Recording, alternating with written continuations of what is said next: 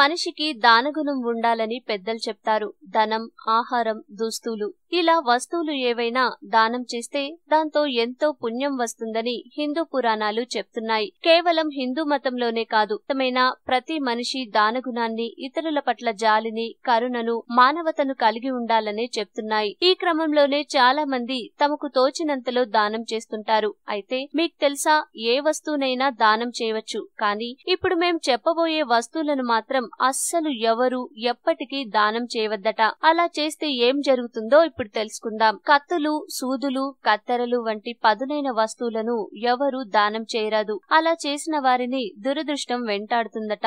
ఏది చేసినా అస్సలు కలిసి రాదట. దీనికి తోడు దంపతుల మధ్య కలహాలు వస్తాయట. అస్సలు మంచి జరగదట.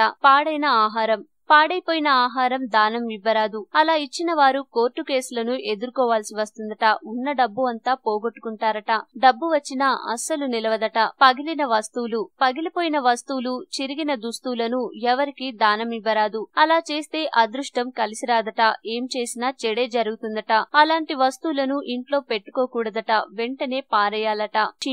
చీపురును ఇతరులకు దానం చేయరాదు, ఇవ్వరాదు. అలా ఇచ్చిన వారి ఇంట్లో లక్ష్మి నిలవదట. డబ్బు ఇట్టే ఖర్చవుతుందట. వచ్చినా అస్సలు నిలవదట. ప్లాస్టిక్ వస్తువులను దానం ఇవ్వరాదు. ఇతరులకు కూడా బదులుగా వాడుకునేందుకు ఇవ్వరాదు. అలా ఇచ్చిన వారికి మంచి జరగదట. కెరీర్ పరంగా అన్ని సమస్యలే ఎదురవుతాయట. ఈ వీడియో మీకు నచ్చితే లైక్ చేయండి, అందరికీ షేర్ చేయండి, కానీ సబ్స్క్రైబ్ చేయడం మాత్రం మర్చిపోకండి.